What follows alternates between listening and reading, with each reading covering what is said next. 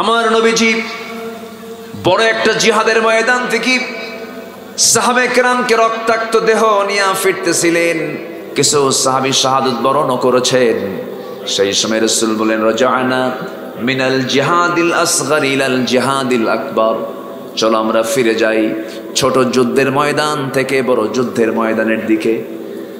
সাহাবীরা বললেন, ইয়া রাসূলুল্লাহ, এটা কেমন করে সম্ভব? এত বড় জিহাদের ময়দান থেকে আবার এর চাইতে বড় জিহাদের ময়দান কোনটা? আমরা বুঝলাম না ইয়া রাসূলুল্লাহ। আমার রাসূল বলেন, আল মুজাহিদু মান জাহাদা নাফসা, প্রকৃত মুজাহিদ তো সেই যে তার নফসের বিরুদ্ধে জিহাদ করতে পেরেছে। এটাই হলো সবচেয়ে বড় যুদ্ধ। যেরকম আল্লাহু আকবার, এটাই হচ্ছে সবচেয়ে বড় জিহাদ।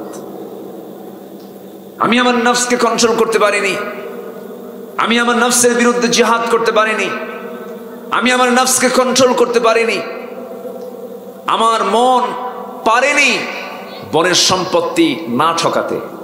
আমার মন চলে গেছে বনের সম্পত্তি মেরে খায়। আমার মন চাইছে আমি ব্যবসায় মানুষকে ঠকাই।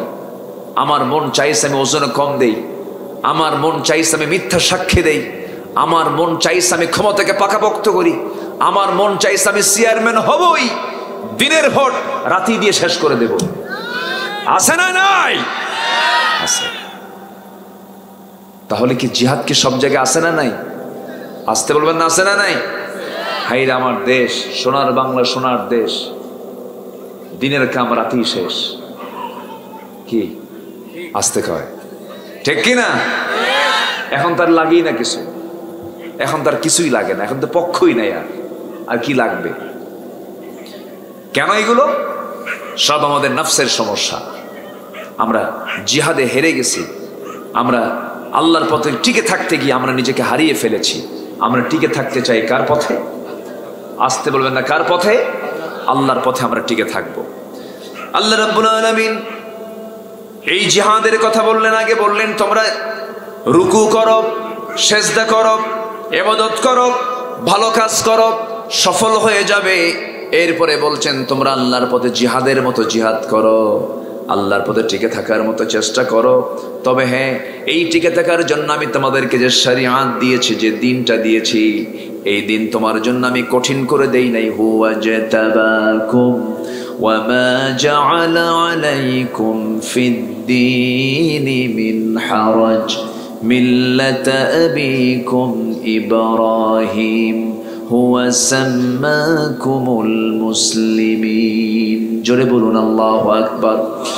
আল্লাহ রাব্বুল আলামিন বলেন, আমি তোমাদের জন্য আমি আমার পক্ষ থেকে যে দিনটা দিয়েছি, যে ইসলামটা দিয়েছি, যে দিন শরিয়াত দিয়েছি, এটা তোমার জন্য জীবন বিধান দিয়েছি, এটা তোমার জন্য কঠিন করে দেই নাই। আউযু বিল্লাহি মিনাশ শাইতানির রাজিম। বিসমিল্লাহির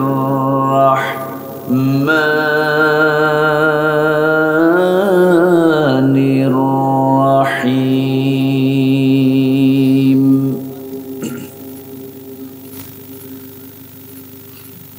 ওয়াজাহিদু ফিল্লাহি হাক্কা জিহাদিহি হুয়া জাতাবাকুম ওয়া মা জাআল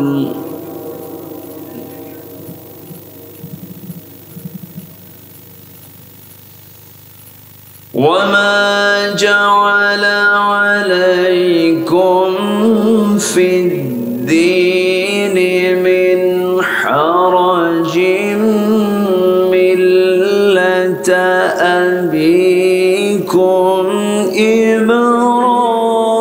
إبراهيم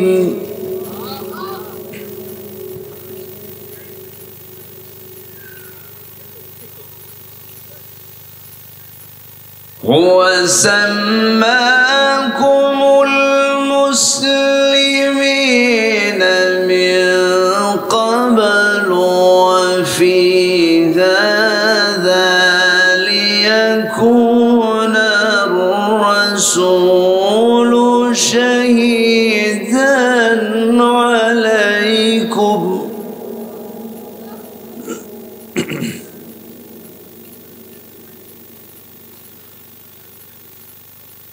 شهيدا عليكم وتكونوا شهداء على الناس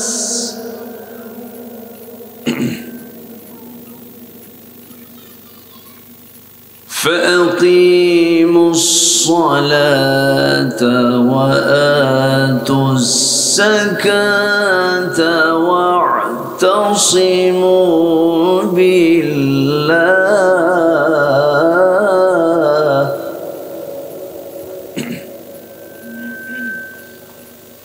هو مولاكم فنعم المولى ونعم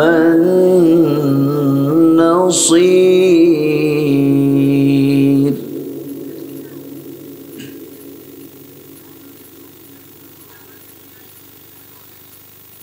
الله أكبر. بسم الله الرحمن الرحيم.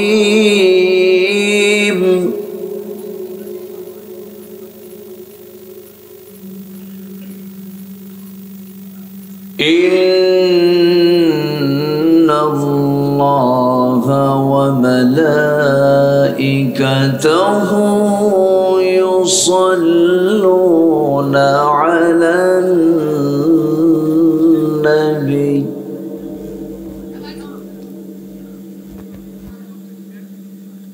يا أيها الذين آمنوا صلوا عليه وسلموا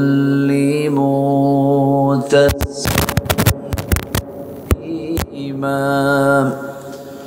اللهم صل على محمد وعلى آل محمد كما صليت على إبراهيم وعلى آل إبراهيم إنك حميد مجيد.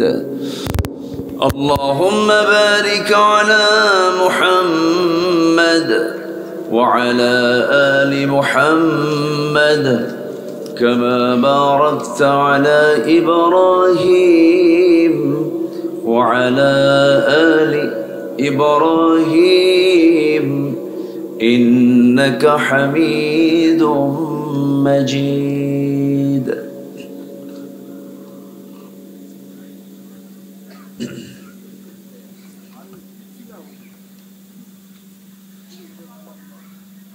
দেশের উত্তরাঞ্চলের সবুজ বেষ্টিত অঞ্চল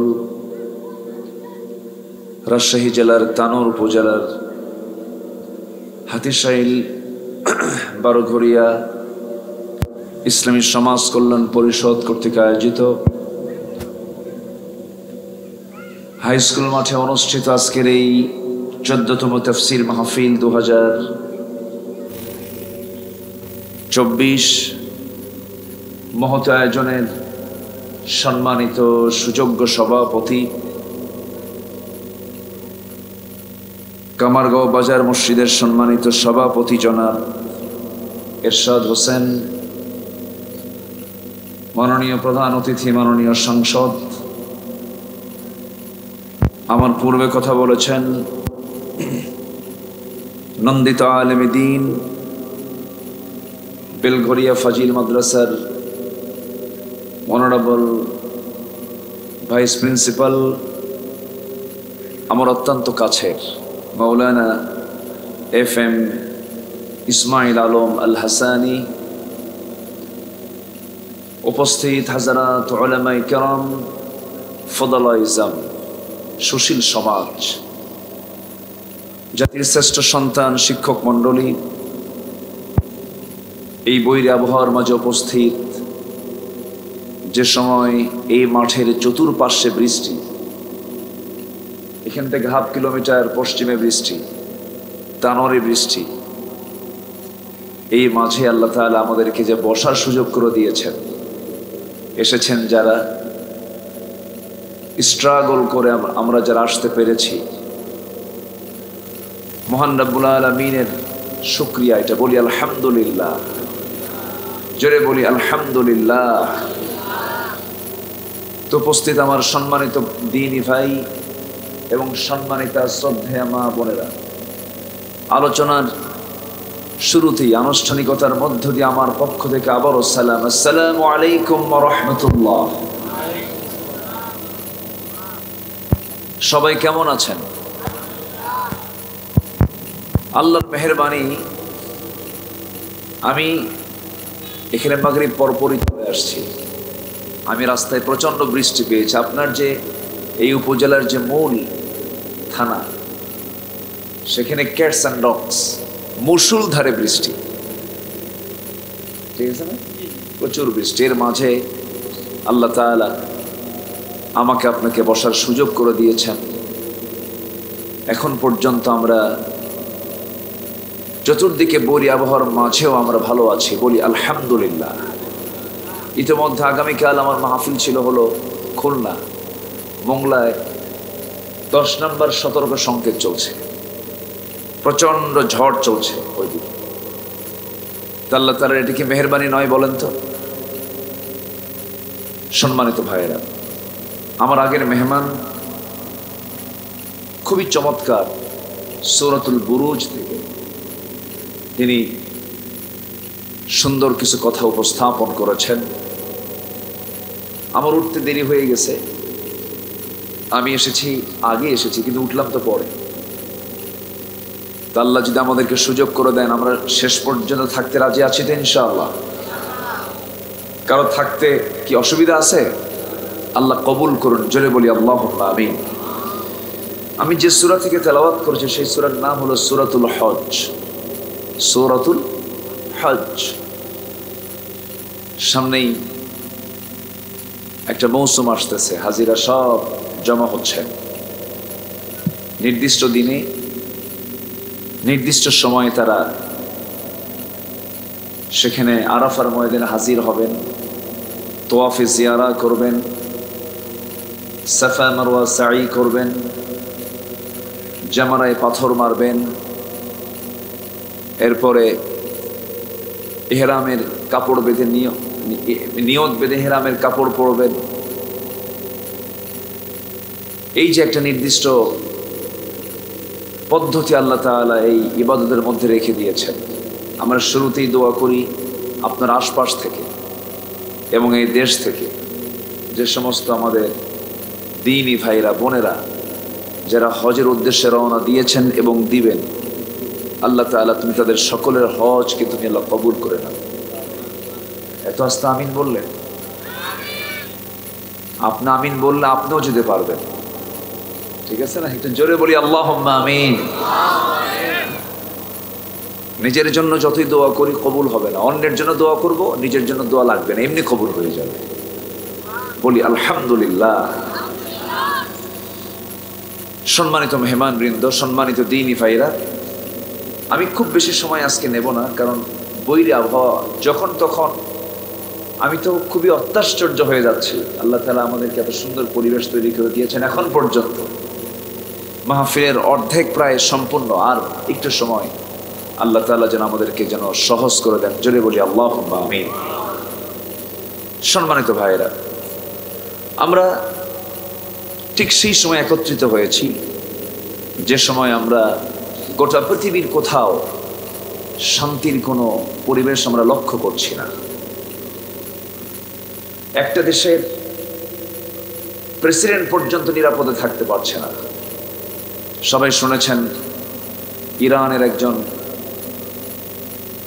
প্রধান শীর্ষে থাকা একজন প্রেসিডেন্ট সহ পররাষ্ট্রমন্ত্রী সহ সেখানে 8 থেকে 10 জন মানুষের ইন্তেকাল হয়েছে। এর পিছনে অনেক রহস্য আছে, রহস্য লুকানো আছে। এরপর আমরা এমন একটি সময় একত্রিত হয়েছে, ধরুন এই দেশে 18 কোটি 20 কোটি মানুষের প্রতিনিধিত্ব করছে যে কজন পার্লামেন্টেরিয়ান যাদের কণ্ঠভোটে আইন পাশ হয়, তোর মধ্যে একজন পার্লামেন্টেরিয়ানকে খুঁজে পাওয়া যাচ্ছে না। তার মেয়ে বলতেছে যে অন্তত আমার আব্বার একটা গোশতের টুকরাটা আমাকে দেন, অন্তত জানাজা যেন পড়াতে পারে। তো এই যে আমরা একাকী ভয়, লোকালয় ভয়, মানুষের জীবনের কোনো নিরাপত্তা আমরা লক্ষ্য করছি না, গোটা দুনিয়া জুড়েই কিন্তু একই অবস্থা। কেন হচ্ছে?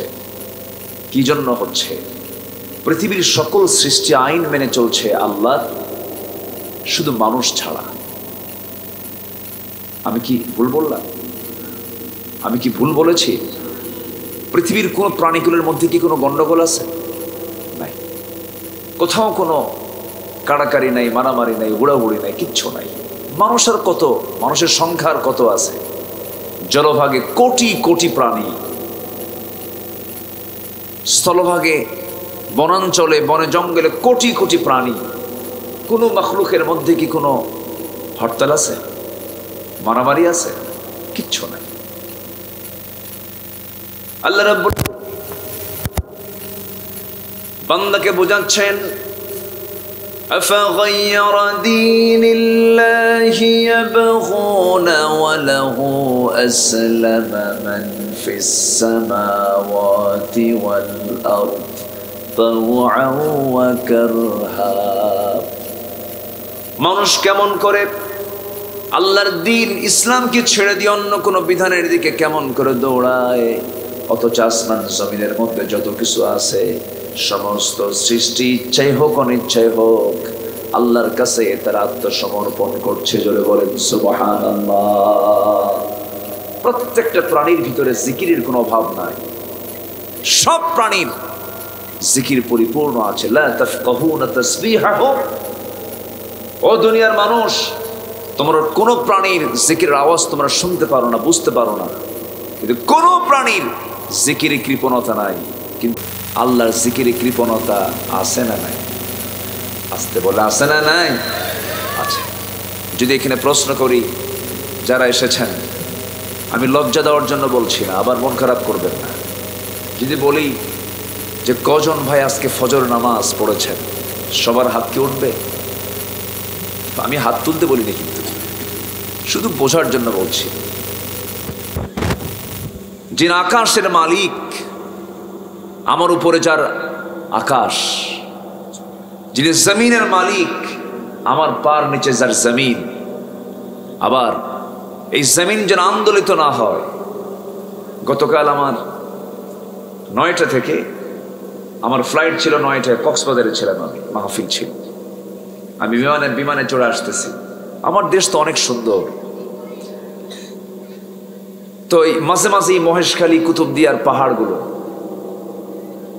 সুন্দরবন কি বলে, বান্দরবনের পাহাড়গুলো চোখের সামনে ভাসতেছিল। আল্লাহ তাআলা যেখানেই সমুদ্র দিয়েছেন, পাশে আবার পাহাড়ও দিয়েছেন। কেন জানেন? ব্যালেন্স করেছেন, যেন আন্দোলিত না হয়, যেন ভেসে না ওঠে জমিন। আল্লাহ তাআলা এটাকে পেরেগের মতো করে দিয়েছেন। ওয়াল জিবালা আওতাদা। সুবহানাল্লাহ বলবেন না? যে আল্লাহ তাআলা আমার জন্য সবকিছু বানালেন, কোন প্রাণী জিকির করতে ভোলে না, কিন্তু মানুষ আমার আল্লাহর নাম নিতেই ভুলে যায়, নামাজটাও পড়ে না। নামাজেরই খবর নাই জাতির, এই জাতির নামাজেরই খবর নাই, নামাজ পড়ে না। আপনি জরিপ করে দেখবেন, এই যে আমি আজকে এশার নামাজ এখানে পড়েছি জামাতে, এখানেই তো মসজিদটা, এখানেই পড়েছি। বলুন তো, দু কাতার মুসল্লি হয়েছে, এই গ্রামের মানুষ কি দু কাতার? আসতে বলেন ফজরে এখানে কয় কাতার হয়? এক কাতার। মানে জান্নাতে এরাই যাবে, আর কারো জান্নাত যাওয়ার দরকার নেই। কি কথা কি বুঝতেছেন আপনারা? আমি কিন্তু আপনাদেরকে একটু মনে হচ্ছে আঘাত দিয়ে কথা বলছি, তা কিন্তু না।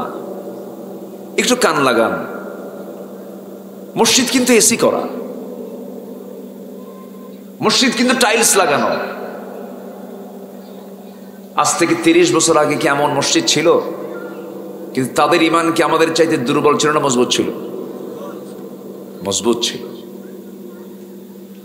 আজ মোড়ে মোড়ে মসজিদ হয়ে গেছে। একই গ্রামের ভিতরে এক প্রান্তে এক মসজিদ, আরেক প্রান্তে আরেক মসজিদ, সবগুলো শীতাতপ নিয়ন্ত্রিত হয়ে গেছে। সুন্দর সুন্দর মসজিদ, এসি লাগানো মসজিদ, টাইলসওয়ালা মসজিদ। কিন্তু ফজরের যখন আজান দিয়ে দেয় তখন দেখা যায় মসজিদে মাঝে মাঝে তিনজন মুসল্লি পাওয়া যায়। একজন হলো ইমাম, আরেকজন মুয়াজ্জিন, আরেকজন হলো খাদেম। এদের যদি চাকরি না হতো হয়তো মুসল্লি খুঁজে পাওয়া যেত না। আমি কি ভুল বলতেছি ভাই? আফসোস, এটা পোড়া কপাল আমাদের। এটা আসল মুসল্লির পরিচয় হলো ফজর নামাজ। যখন আপনি দেখবেন কোন গ্রামের মসজিদগুলো জুমার নামাজ দিয়ে নয়, যখন আপনি দেখবেন কোন গ্রামের মসজিদগুলো ফজর নামাজে মুসল্লি দিয়ে গোটা মসজিদ ভরে গেছে, তখন ভাবতে হবে ওই গ্রামটা আদর্শ গ্রামের রূপ নিয়েছে। কথা ক্লিয়ার? কথা কি ক্লিয়ার? এমন সিদ্ধান্ত কি নেওয়া যায় না যে আমার গ্রামে ফজর নামাজে প্রত্যেককে আসতে হবে? গ্রামের কি নির্দিষ্ট মাতব্বর নাই? আসতে বলে দায়িত্বশীল আছে না নাই? বহু কিছুই তো পাশ করলেন জীবনে, গ্রামে বহু নিয়ম পদ্ধতি, বহু বিচার করলেন, বহু কিছু করলেন। আল্লাহ বলছেন আমি যাদেরকে একটু ক্ষমতা দেব। বাজার বণিক সমিতির সভাপতি হয়েছ, ব্যবসায়ী সমিতির সভাপতি হয়েছ, দোকান মালিক সমিতির সভাপতি হয়েছ, গ্রামের মাতব্বর হয়েছ, যতটুকু তোমার ক্ষমতা তুমি পেয়েছ ওই ক্ষমতা অনুযায়ী প্রথম কাজ করো, নামাজ চালু করে দাও, সবগুলো জান্নাতের টুকরা হয়ে যাবে। তা কি আছে আজকে? মাতব্বর নিজেই তো নামাজ পড়ে না, বিড়ি খায়। কি খায়?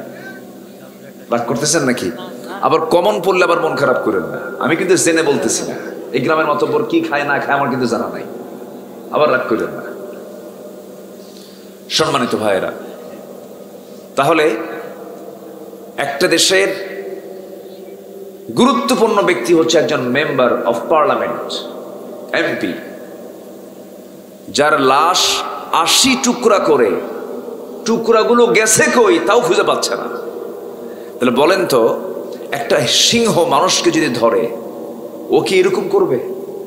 বলেন তো, একটা এখানে একটা কামড় মারবে, ওর তো হিংস্র, ও মাংসাশী, ও মাংস খায়, ওর তো চরিত্রই এরকম, ওর দাঁতই বলে দেয় সে কামড়ায় রক্ত খাবে, মানুষকে খাবে। এটা তার মানুষ, এটা তার চরিত্র, এটা ক্ষুধার তাড়নায় সে করে। মানুষ যে মানুষকে ৮০ টুকরা করে, নিখোঁজ করে, গুম করে, আউট করে, ওর কি ক্ষুধা? পেটের ক্ষুধা না। কেন হচ্ছে এটা? তাহলে এখন বলেন তো, সিংহকে দেখে মানুষ বেশি ভয় পায়, বাঘকে দেখে মানুষ আজকে বেশি ভয় পায়, না মানুষ আজকে মানুষকে দেখে বেশি ভয় পায়? আজকে মানুষ বনের পশুর চেয়েও ভয়ঙ্কর রূপ নিয়েছে। বনের পশুর চেয়ে ভয়ঙ্কর রূপ নিয়েছে আজকে মানুষ। কেন? এর মূল কারণ হলো দয়া মায়া সব চলে গেছে। কারণ এর মূল কারণ কি জানেন? দয়া মায়া তৈরি হওয়ার যে মাধ্যম, সে কোরআন বান্দার কাছ থেকে অনেক দূরে। এটা পড়ে না। এটা কি দেখার কিতাব না পড়ার কিতাব? বলেন তো, শুধু দেখবো না পড়বো? পড়ার দরকার আছে না নাই? আচ্ছা আমার বন্ধুগণ, কোরআন যত পড়বো আমরা, কোরআন যত স্টাডি করবো আমরা, জান্নাত তত নিকটে চলে আসবে। কোরআনকে যত বুঝবো আমরা, আল্লাহকে তত চিনতে পারবো। আখিরাতকে ক্লিয়ার করার জন্য কোরআনটাকে বোঝা, ক্লিয়ার করতে হবে। কারণ এই দুনিয়ার সকল কিছু পেতে হলে যেমন জানতে হয়, ব্যবসায় গেইন করতে হলে ব্যবসার জ্ঞান লাগে। ইলম ছাড়া কোনো কিছু হয় না। আল্লাহ প্রত্যেক বান্দাকে আকল দিয়েছেন, কিন্তু ইলম দেন নাই। আকল হলো বিবেক, দ্য সেন্স, ভালো মন্দ বোঝার ক্ষমতা, কোনটা ভালো কোনটা মন্দ, এটা বাসি এটা টাটকা, এটা পচা মাছ এটা ভালো মাছ, এটা তাজা মাছ এটা মরা মাছ, এই যে সেন্স, এটা প্রত্যেক বান্দার মধ্যে আল্লাহ তাআলা দিয়েছেন। আফালা তাকিলুন, এটা কমন সেন্স, আকলটা দিয়েছেন, কিন্তু ইলমটা সবাইকে দেন নাই। আকল এমনি অর্জন হয়ে যায়, কিন্তু ইলমটা হাসিল করতে হয়, ইলমটা অর্জন করতে হয়। ইলম অর্জন করার জন্য আল্লাহ রাব্বুল আলামিন প্রত্যেক বান্দার মধ্যে সেই যোগ্যতা দিয়ে দিয়েছেন। আল্লাহ রাব্বুল আলামিন প্রথম ওহী অন্য কোন হুকুম দিয়ে করতে পারতেন, প্রথম ওহীটাই দিয়েছেন। যারা পারেন ঠোঁট মিলিয়ে বলেন, ইকরা বিসমি রাব্বিকাল্লাযী খালাক, খালাকাল ইনসানা মিন আলাক, ইকরা ওয়া রাব্বুকাল আকরামুল্লাযী আল্লামা বিল কলম, আল্লামাল ইনসানা মা লাম ইয়ালাম। নবী হ্যাঁ, আপনি পড়ুন সেই মহান রবের নামে যিনি মানুষকে সৃষ্টি করেছেন। পড়ুন, রাসূলকে যে পড়তে বলা হলো কোরআন না অন্য কিছু? কি পড়তে বলা হয়েছে? কোরআনকে পড়তে বলা হয়েছে। কিন্তু আজকে জাতি পড়ে কোরআন সহ না কোরআন বাদ দিয়া? কোরআন বাদ দিয়েই তো পড়ে। কোরআন কি বাধ্যতামূলক করা হয়েছে সিলেবাসে? আসতে কয় বলেন, কোরআন কি বাধ্যতামূলক সিলেবাস? না। অথচ একটা মানুষ গড়ার জন্য, একটা জাতি গড়ার জন্য, একটা সমাজ বিনির্মাণের জন্য যেই গ্রন্থটা সবচাইতে বেশি জরুরি, সেটাকে আমরা রেখেছি হলো অতিরিক্ত কিতাব হিসাবে। একটা দেশের নেতৃস্থানীয় ব্যক্তির মুখ থেকে সহি করে কোরআন তেলাওয়াত বের হয় না, পড়তে পারে না। পার্লামেন্টে তেলাওয়াত করতেছে এক এমপিকে, তেলাওয়াত করতেছে কেল হে আল্লাহ হে হে, শয়তান কই তোর চাইতে আমার তেলাওয়াত ভালো আছে। রাগ করতেছেন নাকি আপনারা? কতগুলো বলবো? কারো কোনো সমস্যা নাই তো? আচ্ছা, সম্মানিত ভাইয়েরা, তাহলে আমরা সিদ্ধান্ত নেব, প্রথম হুকুম হচ্ছে আল্লাহ তাআলার হলো পড়ো। কার কালাম পড়ো? আসতে বলবেন না, কার কালাম পড়ো? চিনতে পারবো কাকে? আল্লাহকে। আল্লাহর কালামটা আমরা সুন্দর করে পড়ব। আজকের মাহফিল থেকে সিদ্ধান্ত নিয়ে এখান থেকে যাব, যতদিন বেঁচে আছি সবার আগে আমার কাজ হবে আল্লাহ তোমাকে চেনার জন্য তোমার কালামটাকে বুঝতে হবে। আমার তুমি তো আমার একমাত্র বন্ধু, তুমি তো আমার একমাত্র অভিভাবক। ইন্নামা ওয়ালিয়্যুকুমুল্লাহু ওয়া রাসূলুহু ওয়াল্লাযীনা আমানুল্লাযীনা ইউকিমুনাস সালাতা ওয়া ইউতুনাস যাকাতা ওয়া হুম রাকিউন। নিঃসন্দেহে তোমাদের বন্ধু হবে তিনজন। কয়জন? তিনজন বন্ধু হবে। এক নম্বর বন্ধু হচ্ছেন আমার আল্লাহ রাব্বুল আলামিন, নাম্বার 2 হলেন মুহাম্মদ সাল্লাল্লাহু আলাইহি ওয়াসাল্লাম, নাম্বার 3 হলো যারা ঈমানদার, যারা ঈমান এনেছে। এই 3 বন্ধু হলো এমন বন্ধু যে বন্ধুকে দুনিয়াতেও কাজে লাগবে, আখিরাতেও কাজে লাগবে। যে বন্ধু আমার আখিরাতে কাজে লাগবে না, সেই বন্ধু আমার প্রকৃত বন্ধু হতে পারে না। আমি সেই বন্ধু কি বন্ধু বানাবো? যে বন্ধু আমার হাসরের কাজে লাগবে, সেটাই হবে আমার প্রকৃত বন্ধু। বন্ধু সেই আমার বন্ধু হবে যে বন্ধুকে দেখলে পরে নবীর কথা মনে হয়, আল্লাহর কথা মনে হয়। আবার আমি যদি আল্লাহর নাম ভুলে যাই, ওই বন্ধু আমার বন্ধু হবে, সেই বন্ধুটা আমার আল্লাহর নামটা আমাকে স্মরণ করে দেবে। সুবহানাল্লাহ বলবেন না? যে বন্ধু আমার আখিরাতের উপকার করবে, যে বন্ধু আমার মুখে আল্লাহর কালাম শুনিয়ে দেবে। সাহাবায়ে কেরাম যখন পরস্পর দেখা করতেন, সালামটা আগে হয়ে যেত, একটা সূরা সাহাবীরা পড়ে ফেলতেন, একজন আরেকজনকে শোনায় দিতেন। সেই সূরাটা আমরা সবাই ঠোঁট মিলিয়ে বলি, ওয়াল আসরি ইন্নাল ইনসানা লাফি খাসর। সবাই বলেন, ওয়াল আসরি ইন্নাল ইনসানা লাফি খাসরিন ইল্লাল্লাযীনা আমানু ওয়া আমিলুস সালিহাত ওয়া তাওয়াসাউ বিল হাক্কি ওয়া তাওয়াসাউ বিস সাবর। জোরে বলুন আল্লাহু আকবার। এই সূরা ছোট্ট পড়ে দিতেন, একজন বলতেন আর একজন শুনতেন।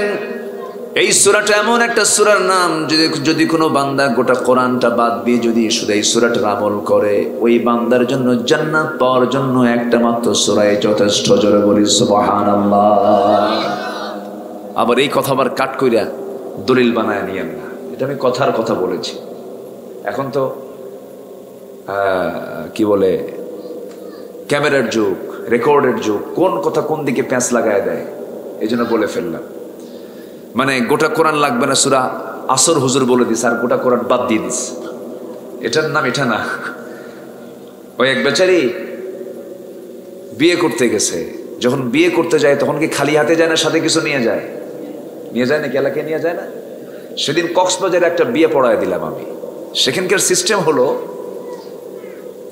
মেয়ে ছেলের বাড়িতে চলে যায়, ওই এলাকার মেয়ে পক্ষ মানে আকত বিয়ে পড়ানোর, বিয়ে হওয়ার জন্য মেয়ে পক্ষের ধরেন 15 থেকে 20 জন মানুষ, আগে ছেলের পক্ষের মানুষ আগে মেয়ে পক্ষের বাড়িতে এসে মেয়ে পক্ষের মেয়ে সহ মেয়ের মুরব্বী সহ ধরেন 15 থেকে 20 জন মানুষ এরা ছেলের বাড়িতে চলে যায়। ছেলের বাড়িতে যাওয়ার পর সেই জায়গায় আকত হয়, ইজাব কবুলটা সেই জায়গায় হয়। তো এক ভক্ত আমার, ও আবার সে বিয়ে করবে, সৌদি আরব থেকে আসছে, বলছে হুজুর আপনি আমার বিয়েটা পড়ায় দিবেন। তো আমি এটা জানতাম না। ম্যাক্সিমাম গোটা দেশের সিস্টেমটা হলো ছেলে পক্ষ কার বাড়িতে যায়? মেয়ে পক্ষের বাড়িতে যায়।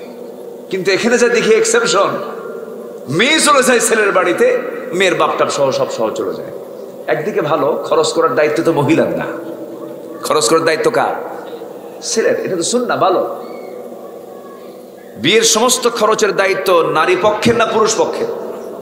পুরুষ পক্ষের। ভালো তো, আমি শুনে বাবা, আমি দেখে খুশি হয়েছি।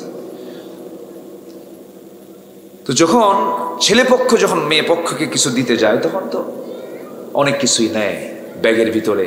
আমিও তো বিয়ে শাদী করছি, নিছি তো। আপনারা নেন নাই?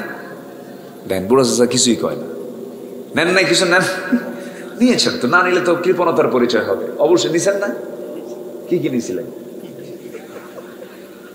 আচ্ছা, যাই হোক, আমি আর ওই হয়তো ব্যাখ্যায় যাব না। ওনার সেই বিয়ের স্মৃতির কথা মনে করে দিলাম। হয়তো বাড়ি থেকে আজকে গল্প করবে, দেখো বউ আজকে কিন্তু ধরে ফেলছিল হুজুর আমাকে। তো সুটকেস করে, ব্যাগে করে কাপড় চোপড়, প্রসাধনী, তারপরে সুগন্ধি, কিছু গহনাও নেয়। গহনা নেয় না? অন্তত কি নেয়? নেয় কিনা বলেন? নাকফুল নেয়।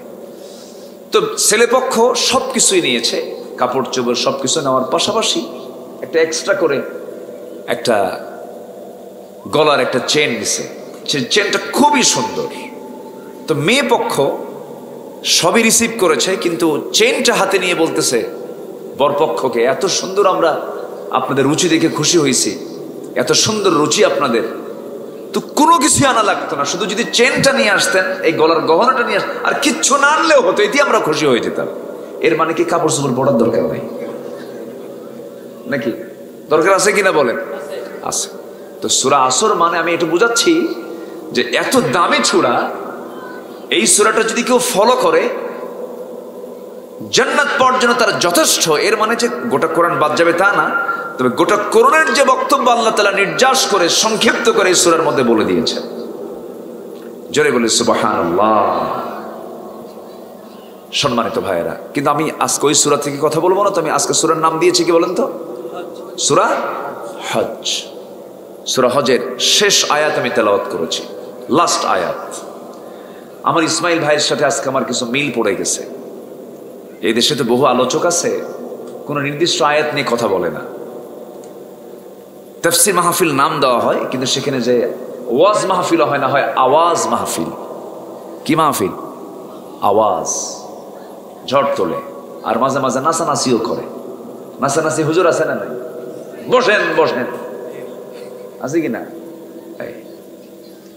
এগুলো বদমাইশ। যারা মঞ্চে বসে নাচানাচির আহ্বান করে, যারা বলে আল্লাহর দন খাজারে দিয়ে আল্লাহ গেছে ফাঁকা হইয়া, আল্লাহ গেছে খালি হইয়া, এই কুফরি কথা যাদের মুখ থেকে বের হয়, জুতা পেটা করে মঞ্চ থেকে নামায় নেওয়া দরকার, ঠিক কিনা? এই মঞ্চটাকে কলুষিত করতেছে এক প্রকার বেদাতি লোকজনগুলো। বেদাতি দরবার আমার দেশে আছে না নাই বলেন? এই এলাকা অনেকটা বেদাত মুক্ত, আমি খবর তো রাখি। এলাকায় ভণ্ড টণ্ডদের ইট একটু কম, এইদিকে নাই বললেই চলে। আপনি জানেন না এটার যে কি পরিমাণ। চট্টগ্রামে একটা মাজারের নাম আছে বদনাশার মাজার, বদনা যেটা দিয়া কি বুঝতেছেন, বদনাশার মাজার। আকাম কুকাম হয়, গাঁজা খায় শীত হয়ে পড়ে থাকে। আর বলে গাঁজা নাকি বেহেশতের গাছ। জোরে কোন নাউযুবিল্লাহ। গাঁজা খায় রাজা হয় না? গাঁজা খায় রাজা হয়। অনেক সুন্দর মানুষ আপনারা তো সাধারণ কোন এলাকা মানুষ না, আপনারা রাজশাহী মানে কি? হ্যাঁ, রাজও আছেন আবার শাহ, দুটাই।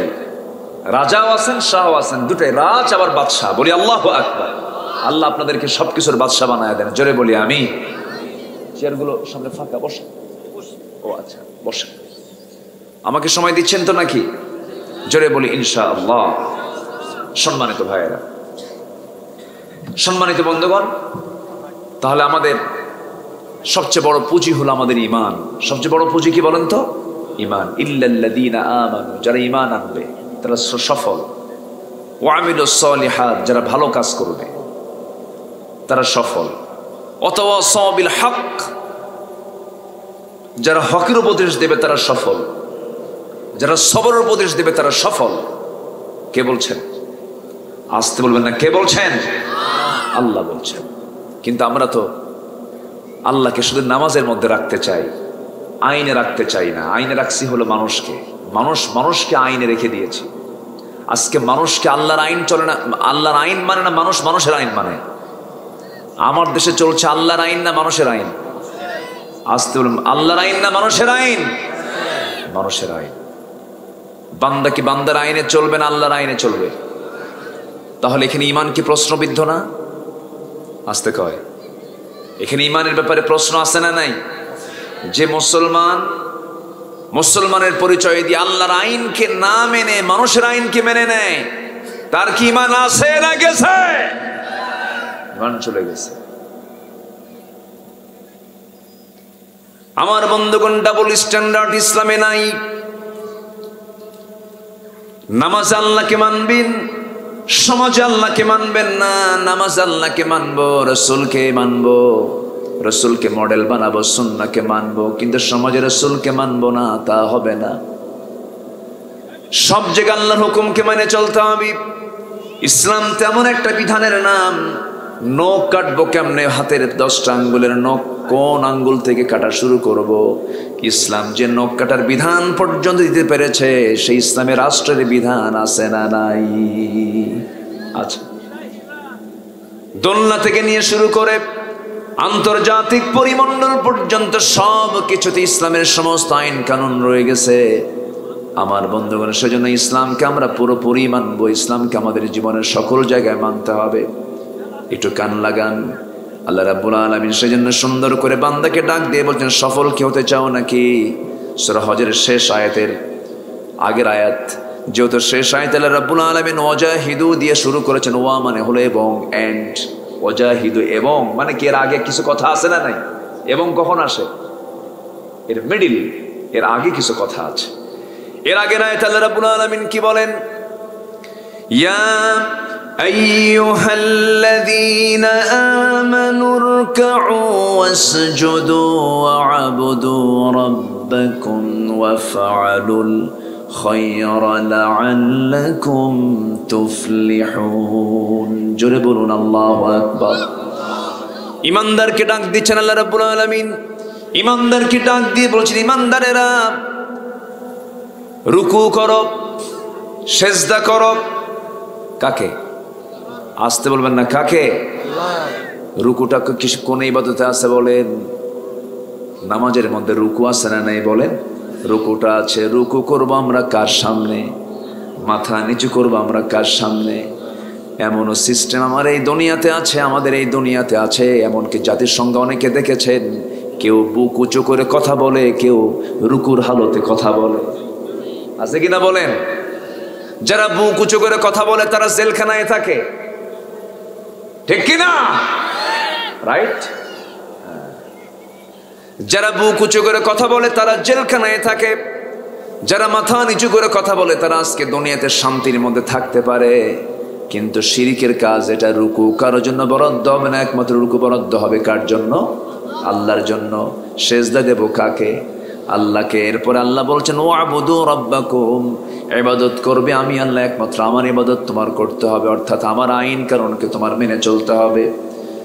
ওয়াফআলুল খায়রা, এবং ভালো কাজ করে যেতে হবে, নেক কাজ করে যেতে হবে। ভালো কাজ করবে কেমনে? যেমন করে সাহাবীরা করেছেন, যেমন করে আম্বিয়া কেরাম করেছেন। প্রত্যেকটা আম্বিয়া কেরাম আমাদের জন্য অনুসরণীয়। প্রত্যেকটা নবীর ভিতরে আদর্শ ছিল, প্রত্যেকটা নবীর ভিতরে নির্দিষ্ট গুণ ছিল। আদম আলাইহিস সালাতু ওয়াস সালামের দোয়া আল্লাহ রাব্বুল আলামিন কোরআনে শিখিয়ে দিয়েছেন। যারা পারেন ঠোঁট মিলিয়ে বলুন, আদম যে দোয়া করেছেন আল্লাহ বলছেন তোমরা আদমের মতো দোয়া করো। সবাই বলেন রব্বানা যালামনা আনফুসানা ওয়া ইল্লাম তাগফির লানা ওয়া তারহামনা লানাকুনান্না মিনাল খাসিরিন। এরপরে ইব্রাহিম আলাইহিস সালাতু ওয়াস সালাম দোয়া করেছেন। যারা পারেন ঠোঁট মিলিয়ে বলুন রব্বানা তাকাব্বাল মিন্না ইন্নাকা আনতাস সামিউল আলিম ওয়া তুব আলাইনা ইন্নাকা আনতাত তাওয়াবুর রহিম। এরকম করে ইউনূস আলাইহিস সালাতু ওয়াস সালাম বিপদে পড়েছেন। বিপদে পড়ে কি দোয়া করতে হয় তাও তিনি শিখিয়ে দিয়েছেন। সবাই আওয়াজ দিয়ে বলেন তিনি কি দোয়াটা পড়েছেন? ইলাহা ইল্লা আনতা সুবহানাকা ইন্নী কুনতু মিনাজ জালিমিন। আমার নবী কি দোয়া করেছেন? সব আওয়াজ দিয়ে বলেন। যে দোয়াটা হাজিরা হজ করতে গিয়ে যখন গোটা কাবার চতুর্দিকে যখন তোয়াফ করে, তোয়াফটা শুরু করে দোয়া দিয়া সবাই বলেন রব্বানা আতিনা ফিদ দুনিয়া হাসানাতাও ওয়া ফিল আখিরাতি হাসানাতাও ওয়া কিনা আযাবান নার। দেখেন নবীদের সব দোয়াগুলো কোরআনে আল্লাহ তাআলা তুলে ধরেছেন। কেন? সকল নবীর মতো তোমরা দোয়াগুলো করো। আবার আল্লাহর কিছু পছন্দের বান্দা বান্দিরা দোয়া দিয়েছেন। অনেক মা বোন মাহফিল আসছেন, একজন নারীর দোয়া আল্লাহ রাব্বুল আলামিন কোরআনে কারীমে তুলে ধরেছেন, যিনি নবীর স্ত্রীও ছিলেন না, ভালো কোনো মানুষের স্ত্রীও ছিলেন না। একজন কুখ্যাত কাফেরের বউ হওয়ার পরেও তার দোয়াটা কোরআনে উল্লেখ করেছেন। কি এমন পুত পবিত্র নারী তিনি ছিলেন? সেই মহিলার নাম কি বলুন তো সবাই? আল্লাহু আকবার। আসিয়ারা কি আছে মাহফিলে? মাহফিলে কি আসিয়ারা আছে? আচ্ছা, হ্যাঁ, আমি আসিয়া কেন বললাম? আল্লাহ যেন এই এলাকার মাদেরকে আসিয়া বানায় দেয়, স্বামীর বিরুদ্ধে শুধু রিপোর্ট দেয়। এরকম মহিলার সংখ্যা আমার দেশে কম না বেশি? দেখেন আস্তে আস্তে ভয় ভয় বলতেছে না, সমস্যা হুজুর, ওই জায়গায় সমস্যা, বাড়িতে গিয়ে আরাম পাবো না। কি স্বামীর বিরুদ্ধে কিছু মহিলার রিপোর্ট আছে না নাই? হ্যাঁ আছে। কিন্তু আসিয়ার স্বামী ছিল একজন মোমেন না কাফের? বলেন মোমেন না কাফের? আমার মা শুধু মাথায় রাখবেন, আপনার স্বামীটা যদি একটু খারাপও হয়, খুব দুষ্ট যদি হয়, আপনি তার জন্য দোয়া করবেন আর মনে মনের চিন্তা করবেন আসিয়ার কপালে জুটেছিল ফেরাউন, আমার স্বামী তো অন্তত ফেরাউন না। কি কথা কি বোঝা গেল? এখন হ্যাঁ ঠিক আছে, জি আমি বলবো ইনশাআল্লাহ। কি কষ্ট পাচ্ছেন না তো আপনারা? আমি আলোচনা চালিয়ে যাই তাহলে। এটা তো বললাম, এখন মায়েরা মনে মনে চিন্তা করতেছে হুজুর আপনি তো পুরুষ মানুষ, আপনি তো আপনার দিকে টেনেই কথাগুলো বলবেন, আমার স্বামী যে কি জিনিস আমি তো বুঝি। হয়তো এরকম মায়েরা মনে মনে চিন্তা করতে পারে। কিন্তু আপনি কি জানেন, আপনার স্বামী যদি সকালবেলা সন্তুষ্ট হন আপনার উপরে, সন্ধ্যা পর্যন্ত ফেরেশতারা আপনার জন্য দোয়া করে। ফেরেশতারা কোথায় থাকে? আসমানে থাকে না? আসমানের ফেরেশতারা সব গোটা আসমানে খবর করে দেয়, জানো অমুক নারী তার স্বামীকে সন্তুষ্ট করতে পেরেছে, তোমরা সবাই মিলে ওই নারীর জন্য দোয়া করো। সুবহানাল্লাহ বলবেন না? তাহলে স্বামীর দাম ইসলামে আছে না নাই? বইয়ের দাম তো নাই। হ্যাঁ, দেখেন কিচ্ছু কয় না, কিছু বলে না। বইয়ের দাম আছে না নাই বলেন তো? রাসূল বলেছেন যে বান্দার, যে বান্দি বলবে, যে স্ত্রী বলবে আমার স্বামী ভালো, আল্লাহ বলবেন ওই বান্দা আমার কাছে ভালো। কেউ তো জোরে সুবহানাল্লাহ বললেন না। এখন তো আমরা ধরা খেয়ে গেছি। তাহলে উভয় উভয়কে সম্মান করার দরকার আছে না নাই? আছে। আসিয়া আলাইহিস সালাতু ওয়াস সালাম তিনি একটা দোয়া করেছেন, সেই দোয়া কোরআনে কোট করেছেন। আল্লাহ রাব্বুল আলামিন বলছেন, ও দুনিয়ার সমস্ত নারীরা তোমরা আসিয়ার মতো দোয়া করবে। আসিয়া আলাইহিস সালাতু ওয়াস সালাম কি দোয়া করেছেন? কোন মুহূর্তে এই দোয়াটা করেছেন? আসিয়া যখন কালেমা পড়ে মুসলমান হলেন, মুসার দিন যখন গ্রহণ করলেন, মুসাকে পয়গম্বর মানলেন, তিনি যখন ঈমান আনলেন, এই সংবাদ কারো জানা নাই, কেউ জানে না। যখন ফেরাউনের কান পর্যন্ত পৌঁছে গেছে, ফেরাউন বলে ফেললো, আসিয়া শুনতে পেলাম তুমি নাকি কালিমা পড়েছো। আসিয়া বলেন, শুনবেন কেন, আপনি দেখে নেন। আশহাদু আল্লা ইলাহা ইল্লাল্লাহ ওয়াহদাহু লা শারীকা লাহ। এই কালিমার স্বীকৃতি দেওয়ার সঙ্গে সঙ্গে ফেরাউন বলে ফেললো, আসিয়া তুমি আমার সারা জীবনের সকল স্বপ্ন তুমি ধ্বংস করে ফেললে, তুমি আমার স্ত্রী, আমার মান সম্মান ডুবাইয়া ফেললে, আমার রুবুবিয়তের ঘোষণা প্লান করে ফেললে, আমার মান সম্মান সম্পূর্ণ শেষ হয়ে গেল। আসিয়া এগুলো ছেড়ে দাও, আমার পথে চলে আসো। আমি তোমাকে কি করি নাই? আমি হলাম এদেশের প্রধান, তুমি হলে তার মিসেস, তুমি হলে মিসেস ফেরাউন। আমি তোমাকে এত সম্মান দিয়েছি, তুমি রাষ্ট্রের তুমি সেকেন্ড নাগরিক, এত বড় পদ আমি তোমার দিলাম। আসিয়া তুমি আমাকে কেমন করে ভুললা? আসিয়া বলছেন, স্বামী আমার, আমি আপনাকে সম্মান করি, আমি আপনাকে ভক্তি করি, আমি আপনাকে শ্রদ্ধা করি। আমার যৌবন আপনার কাছে, আপনার যৌবন আমার কাছে, কিন্তু আপনি আমাকে যে প্রস্তাব দিচ্ছেন, এই প্রস্তাবের বিপরীতে যদি আপনি আমাকে টুকরো টুকরো করে দুনিয়া থেকে বিদায় করে দেন, আগুনে যদি জ্বালিয়েও ভস্ম করে দেন, হাসতে হাসতে আপনার হাতে আমার জীবন চলে যাবে। আল্লাহর দিন ইসলাম থেকে আমি আসিয়া এক চুল পরিমাণ নড়ব না। জোরে বলে সুবহানাল্লাহ। ফেরাউন শেষ পর্যন্ত সিদ্ধান্ত নিয়ে নিল, সমস্ত মন্ত্রী পরিষদকে ডাকলো।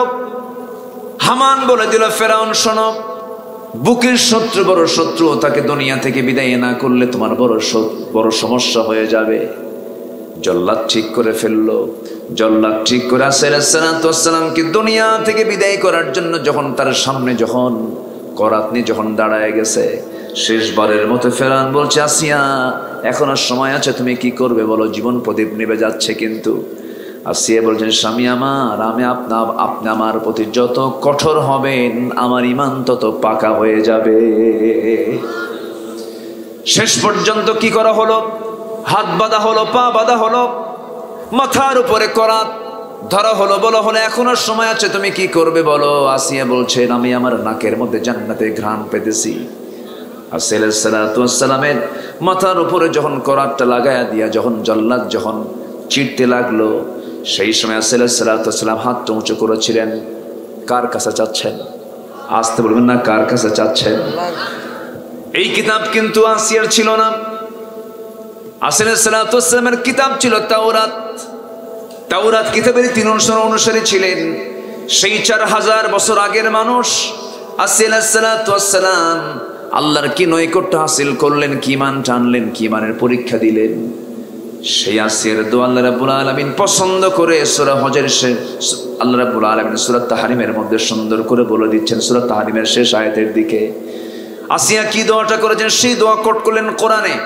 আল্লাহ রাব্বুল আলামিন বলেন, আসিয়া কি দোয়া করেছেন, রব্বি বিনিলি ইনদাকা বাইতান ফিল জান্নাতি ওয়া নাজ্জিনি মিন ফিরআউনা ওয়া আমালিহি। আল্লাহ তুমি আমার জন্য বানায় দাও একটা ঘর। কয়টা ঘর বলেন? উনি বেশি ঘর চান নাই, মাত্র একটা ঘর বানায় দাও। তোমার ঘরের সাথে একটা ছোট্ট ঘর বানায় দিবা। তোমার ঘরের দেওয়াল আর আমার ঘরটা যেন পাশাপাশি থেকে যায়। আমি কাউকে চাই না আল্লাহ, আমি তোমাকেও পেতে চাই, তোমাকে আমি সবার আগে পেতে চাই। কারণ 1 নাম্বার বন্ধু আমার কে? আসতে বলবেন 1 নাম্বার বন্ধুকে। রাসূল ইসলাম এই দোয়াটা পড়লেন। এই দোয়াটা সম্পন্ন করার সঙ্গে সঙ্গে করাত দিয়ে চিনল, 2 টুকরা হয়ে আসিয়া দুনিয়া থেকে বিদায় নিয়া দুনিয়াবাসীকে বুঝাইয়া দিলেন, ও দুনিয়াবাসী, দুনিয়ার সমস্ত মোহাব্বতকে বাদ দিয়া তুমি আল্লাহর মোহাব্বত তৈরি করো। জোরে কোন সুবহানাল্লাহ। আমার বন্ধুগণ, এই জন্য নবীরা আমাদের আদর্শ, আমার মাদের জন্য আসিয়া আদর্শ, মারিয়াম আদর্শ। সময় যদি থাকে মাদের জন্য মারিয়ামদের জীবন থেকে, আসিয়ার জীবন থেকে কিছু কথা আরো বলবো। জোরে বলি ইনশাআল্লাহ। আল্লাহ রাব্বুল আলামিন রাসূলকে অনেক নবীর কথা স্মরণ করে দিচ্ছেন সূরা মারিয়ামের ভিতরে। ওয়াযকুর ফিল কিতাবি ইব্রাহিম ইন্নাহু কানা সিদ্দীকান নাবিয়্যা। واذكر في الكتاب موسى إنه كان مخلصا وكان رسولا نبيا. واذكر في الكتاب إسماعيل إنه كان صادق الوعد وكان رسولا نبيا. وكان يأمر أهله بالصلاة والزكاة وكان عند ربه مرضيا. واذكر في الكتاب إدريس واذكر في الكتاب إدريس إنه كان صديقا نبيا. جربنا الله أكبر. রাসূলকে বলছেন আপনি ইব্রাহিমের কথা স্মরণ করেন, মূসার কথা স্মরণ করেন, ইসমাইলের কথা স্মরণ করেন, ইদ্রিসের কথা স্মরণ করেন। আমি আপনাকে তাদের আপনার আগের নবী করে পাঠিয়েছি। তাদের কথা, তাদের আদর্শকে আপনি লালন করেন। তারা কেমন ছিলেন, তাদের চরিত্রকে আল্লাহ তাআলা নবীর সামনে উপস্থাপন করলেন। আমার বন্ধুগণ, এই জন্য এই দুনিয়াতে চলতে গেলে, ভালো কাজ করতে গেলে আমার আপনার আদর্শ হবে হচ্ছে মুহাম্মদ সাল্লাল্লাহু আলাইহি ওয়াসাল্লাম। যুগে যুগে আল্লাহর পছন্দের বান্দারা সাহাবায়ে কেরাম, ওয়াফআলুল খায়রা লাআল্লাকুম তুফলিহুন। আশা করা যায় তোমরা সফল হতে পারবে। কার কথা? আল্লাহর কথা। আমি মনে হয় দোয়া করে দিলেই ভালো হয় নাকি? তো এই যে 2-1 করে ওঠে, যে সমস্যা হচ্ছে কি, অসুবিধা হচ্ছে কি? আর কিছুক্ষণ আমি বলি কথা, একটু বলেন, একটু বসেন, একটু বসেন, একটু বসেন। কেউ উঠবে না, না বলে আপনি যাবেন, এটা আপনার জন্য আমার মনে হয় খুব একটা লাভ হবে না, এটা লসই হবে। আমরা একসঙ্গে দোয়া করে যাব। জোরে বলি ইনশাআল্লাহ, জোরে বলি ইনশাআল্লাহ। সম্মানিত ভাইয়েরা, আমাকে একটা চিরকুট দেওয়া হয়েছে, আমি এটা একটু পরেই বলি নাকি? কেউ আপনার কি যাবেন? আমি এটা ইচ্ছে করি বলতেছি না, কেন জানেন? আপনারা মন খারাপ করেন কিনা জানি না, তবে একটা কথা আমি সবার কাছে একটা আরজ রাখবো। এই মাহফিলটা সমাজ কল্যাণ পরিষদ 14 বছর যাবৎ চালিয়ে যাচ্ছে। আমার মন বলছে এই মাহফিলটা অত্যন্ত বরকতময়। বলি আলহামদুলিল্লাহ, এটা বরকতময়। বৈশাখ জ্যৈষ্ঠের এই যে সময় একই দেশে 10 নম্বর সতর্ক সংকেত চলছে, সেই সময় এখানে মাহফিল অনুষ্ঠিত হচ্ছে, এটা একটা বিশাল ব্যাপার। বলি আলহামদুলিল্লাহ। তো সবার কাছে আমি আরজ করব, এটা কোরআনের বাগান। এটা কিসের বাগান বলেন তো? আবার জোরে বলেন, কিসের বাগান বলেন তো? কোরআনের বাগান। পৃথিবীতে শ্রেষ্ঠ বাগান কোনটা বলেন?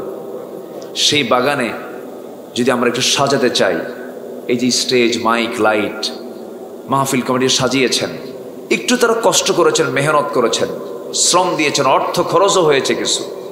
তো আমি চাচ্ছি যে কজন ভাই এসেছি আমরা একটু আন্তরিকতার স্বার্থে, একটু দিল থেকে, সবাই বুঝতে পারছেন আকলমান্দ ইশারা বাসাত, আজকে এই মাহফিলে মানে বসার জায়গা হতো না। আজকে এখানে যা অ্যাকোমোডেশন, এই জায়গায়, এই জায়গাতে লোক আটতো না, সংকুলান হতো না, মানুষের ঢল নামতো। আমনুরা কোথায়? অনেক দূর, সেখান থেকে লোক আসতো, পার্শ্ববর্তী জেলা থেকে লোক আসতো, মান্দা থেকে, বাগমারা থেকে, বহু জায়গা থেকে লোক আসতো, কিন্তু চতুর্দিকে বৃষ্টি, মাঝখানে আমরা। আল্লাহ বলছেন, না, দূরের মানুষ আজকে আসতে দিলাম না, তোরা ওয়াজ কর, তোমরা ওয়াজ শোনো। আল্লাহ তাআলা আমাদের কাজকে এইভাবে কবুল করে নিয়েছেন, বলি আলহামদুলিল্লাহ। তো এই জন্য যেহেতু অনেক মানুষ আসতে পারে নাই, অনেক মানুষের হক আমরা একটু আদায় করব। আমি সবার কাছে একটু আরজ করব, যুবকরা, আমাদের মা বোন যারা আসছেন তাদের কাছেও যাবে তারা, আমার মা বোন কিছু আছেন তারা মেহেরবানি করে আপনারাও দিবেন, এবং ভাইরা যারা আসছেন আমরা এক একজন একটু দায়িত্বশীল মনে করে যে যা পারে উপস্থিত আমরা যা কিছু নিয়ে আসছি আমরা একটু দেওয়ার চেষ্টা করব। 2 থেকে 3 মিনিট আমি সময় দেব, বিরক্ত করব না। আমি আবার মূল আয়াতের দিকে আস্তে আস্তে চলে যাব। জিকিরের তালে তালে আমরা যে যা পারি আমরা দেওয়ার চেষ্টা করব। জিকির করেন সুবহানাল্লাহ, আলহামদুলিল্লাহ, লা ইলাহা ইল্লাল্লাহ, সুবহানাল্লাহ, আলহামদুলিল্লাহ, লা ইলাহা। কোথায় ভলেন্টিয়াররা, কোথায়? যে একটু মেহেরবানি করে যে যা পারি আমরা সবাই দেবো। যে ডানে কিছু চেয়ারে বসে আছেন কিছু অতিথি, তারাও দিবেন। আল্লাহ তুমি সবাইকে দিল থেকে দেওয়ার তৌফিক দাও, জোরে বলি আমিন। জিকির করে সুবহানাল্লাহ, আলহামদুলিল্লাহ।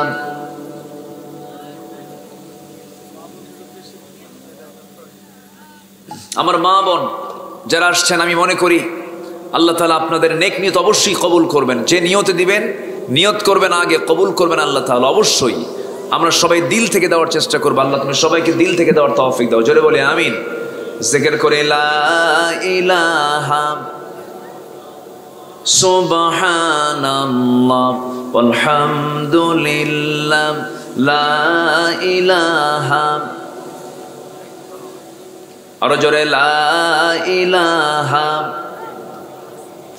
সুবহানাল্লাহ, আলহামদুলিল্লাহ, লা ইলাহা ইল্লাল্লাহ, সুবহানাল্লাহ, আলহামদুলিল্লাহ, লা ইলাহা ইল্লাল্লাহ, সুবহানাল্লাহ, আলহামদুলিল্লাহ, লা ইলাহা ইল্লাল্লাহ।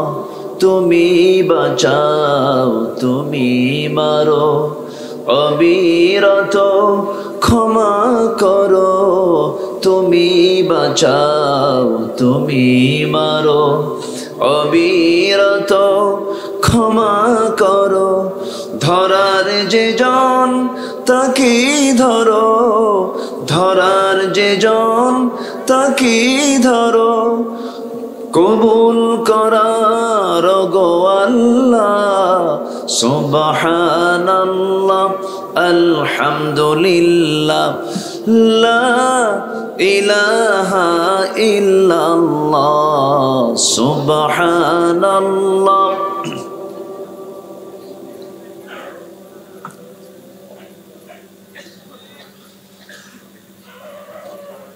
জি আমার ভাইয়েরা, যে যা পারি আমরা সবাই দেব। আমার মা যারা আসছেন, আল্লাহ তুমি সবার দানকে তুমি আল্লাহ কবুল করো, নেক নিয়তকে মঞ্জুর করো, জোরে বলি আল্লাহুম্মা আমিন।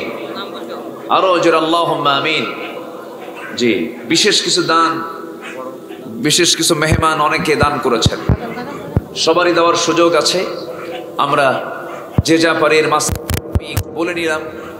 আমি একটু ওঠার লক্ষ্য উঠছিলাম, এই জন্য আমি একটু বলে ফেললাম। আমি একটু বেয়াদবি করে ফেলেছি। মাহফিল কমিটির পক্ষ থেকে আপনার কাছে আমি চেয়েছি, যতটুকু আমরা দিয়েছি এটা আমাদের জন্য লস না লাভ। আল্লাহ তাআলা তুমি সবার এই আর্থিক ইবাদতকে তুমি আল্লাহ কবুল করো, জোরে বলি আল্লাহুম্মা আমিন। আরো জোরে আল্লাহুম্মা আমিন। সম্মানিত ভাইয়েরা, আসুন আমরা আবার মূল আয়াতের দিকে আস্তে আস্তে চলে যাচ্ছি। তাহলে আল্লাহ তাআলা সূরা হজের শেষ আয়াতের আগের আয়াতে আল্লাহ তাআলা ঈমানদারকে ডাক দিয়ে বলছেন, তোমরা রুকু করো, সেজদা দাও, ইবাদত করো এবং ভালো কাজ করো, তাহলে তোমরা সফল হবে। কি হবে? তোমরা সফল হবে। এরপর আল্লাহ তাআলা বলছেন, ওয়াজাহিদু, তোমরা জিহাদ করো, ফি সাবিলিল্লাহ, ওয়াজাহিদু ফিল্লাহ, তোমরা আল্লাহর জন্য জিহাদ করো। কার কথা? আসতে বলবেন না, কার কথা? আল্লাহর কথা। আমি জানি অনেকের কাছে এখন অনেক রাত হয়ে গেছে, এইদিকে আবার আকাশের বাতাস আমাকে অস্থির করে তুলছে, মানে বাতাসও হয়, আমাদের মনটাও আনচান করে, না জেনে কোন সময় কি যেন হয়ে যায়। তা আসুন, আমি যতক্ষণ আছি আমরা ততক্ষণ থাকবো। জোরে বলি ইনশাআল্লাহ। একটু আমার দিকে তাকান। তো আল্লাহ তাআলা এবার বলছেন ওয়াজাহিদু ফিল্লাহি হাক্কা জিহাদি, তোমরা আল্লাহর পথে জিহাদ করার মতো জিহাদ করো। এটা কার কথা? আসতে বলবেন না, কার কথা? আল্লাহর কথা। জিহাদ মানে অনেকে মনে করেন অস্ত্র দিয়া যা পাবো সামনে সব শেষ করে দেওয়া, এটার নাম জিহাদ নয়। জিহাদ মানে হচ্ছে চেষ্টা করা। এই যে আমরা মাহফিলে বসে আছি, বাতাস আসতেছে, বৃষ্টির সম্ভাবনা, কষ্ট করে আসছি, রিস্ক নিয়ে আসছি, রাত জেগে জেগে বসে আছি, এটাও জিহাদ। এটাও কি বলেন তো? এটা কি জিহাদ নয়? জিহাদ, এটার নাম হলো চেষ্টা। সম্মানিত ভাইয়েরা, ফজরের সময় বিছনা থেকে উঠতে মন চায় না, আজান শুনি, মন চায় না যে আমি বিছনা থেকে উঠি, শরীরটা অলস মনে হয়, এরপরও আমি উঠতেছি সকল অলসতা ত্যাগ করে আল্লাহর মহব্বতে। এই যে আমি চেষ্টা করছি, এটার নাম কি বলেন তো? আসতে কয়, আরো জোরে বলেন, এটার নাম কি? জিহাদ। জিহাদ জীবনের প্রত্যেকটা কাজই জিহাদ, কিন্তু হতে হবে কার পদ্ধতিতে? আস্তর কার পদ্ধতিতে? হাজারো ব্যবসায়ীর মাঝে, অসংখ্য ব্যবসায়ীর মাঝে আপনি অসৎ ব্যবসা করছে, এর মাঝে আপনি সৎ ব্যবসা করছেন, এটা কি বলেন? অসংখ্য বেপর্দা নারীর ভিতরে আপনি মা, আপনি পর্দা নিয়ে চলতেছেন, এটা আপনার জন্য কি? জিহাদ। আপনার সামনে সুন্দরী, একদম ডাহু করা চোখ, অর্ধলগ্ন দেহ নিয়ে কাপড় চোপড় পরে আপনার সামনে হাজির হচ্ছে একজন নারী, আপনি তার দিকে তাকাতে মন যাচ্ছে, আপনি তাকাচ্ছেন না, এটার নাম কি বলেন? এটার নাম কি? জিহাদ। আমার বন্ধুগণ, আমার নবীজি বড় একটা জিহাদের ময়দান থেকে সাহাবে কেরামকে রক্তাক্ত দেহ নিয়ে ফিরতেছিলেন। কিছু সাহাবী শাহাদাত বরণ করেছেন। সেই সময় রাসূল বলেন, রাজানা মিনাল জিহাদিল আসগর ইলাল জিহাদিল আকবার, চলো আমরা ফিরে যাই ছোট যুদ্ধের ময়দান থেকে বড় যুদ্ধের ময়দানের দিকে। সাহাবীরা বললেন, ইয়া রাসূলুল্লাহ, এটা কেমন করে সম্ভব? এত বড় জিহাদের ময়দান থেকে আবার এর চাইতে বড় জিহাদের ময়দান কোনটা? আমরা বুঝলাম না ইয়া রাসূলুল্লাহ। আমার রাসূল বলেন, আল মুজাহিদু মান জাহাদা নাফসা, প্রকৃত মুজাহিদ তো সেই যে তার নফসের বিরুদ্ধে জিহাদ করতে পেরেছে। এটাই হলো সবচেয়ে বড় যুদ্ধ। যখন আল্লাহু আকবার, এটাই হচ্ছে সবচেয়ে বড় জিহাদ। আমি আমার নফসকে কন্ট্রোল করতে পারিনি, আমি আমার নফসের বিরুদ্ধে জিহাদ করতে পারিনি, আমি আমার নফসকে কন্ট্রোল করতে পারিনি, আমার মন পারেনি বনের সম্পত্তি না ঠকাতে। আমার মন চলে গেছে বনের সম্পত্তি মেরে খাই। আমার মন চাইছে আমি ব্যবসায় মানুষকে ঠকাই। আমার মন চাইছে আমি ওজনে কম দেই। আমার মন চাইছে আমি মিথ্যা সাক্ষী দেই। আমার মন চাইছে আমি ক্ষমতাকে পাকাপোক্ত করি। আমার মন চাইছে আমি চেয়ারম্যান হবই, দিনের ভোট রাতি দিয়ে শেষ করে দেব। আছে না? নাই? আছে। তাহলে কি জিহাদ কি সব জায়গায় আছে না নাই? আসতে বলবেন না, আছে না নাই? হাইরে আমার দেশ, সোনার বাংলা, সোনার দেশ, দিনের কাম রাতি শেষ। কি আসতে কয়, ঠিক কি না? এখন তার লাগেই না কিছু, এখন তার কিছুই লাগে না, এখন তো পক্ষই নাই। আর কি লাগবে? কেন? এগুলো সব আমাদের নফসের সমস্যা। আমরা জিহাদে হেরে গেছি। আমরা আল্লাহর পথে টিকে থাকতে গিয়ে আমরা নিজেকে হারিয়ে ফেলেছি। আমরা টিকে থাকতে চাই কার পথে? আসতে বলবেন না, কার পথে? আল্লাহর পথে আমরা টিকে থাকবো। আল্লাহ রাব্বুল আলামিন এই জিহাদের কথা বললেন, আগে বললেন তোমরা রুকু করো, সেজদা করো, ইবাদত করো, ভালো কাজ করো, সফল হয়ে যাবে। এরপরে বলছেন তোমরা আল্লাহর পথে জিহাদের মতো জিহাদ করো। আল্লাহর পথে টিকে থাকার মতো চেষ্টা করো। তবে হ্যাঁ, এই টিকে থাকার জন্য আমি তোমাদেরকে যে শরিয়াত দিয়েছি, যে দিনটা দিয়েছি, এই দিন তোমার জন্য আমি কঠিন করে দেই নাই। হুয়া জাতাবাকুম ওয়া মা জাআলা আলাইকুম ফিদ-দীনি মিন হারাজ মিল্লাতা আবিকুম ইব্রাহিম হুয়া সাম্মাকুমুল মুসলিমিন। জোরে বলুন আল্লাহু আকবার।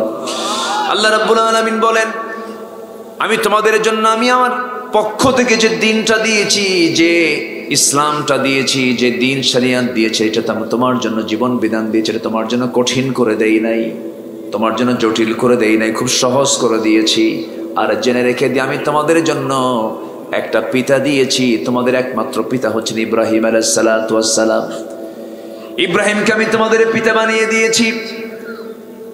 তোমাদের মডেল হবেন ইব্রাহিম আলাইহিস সালাতু ওয়াস সালাম।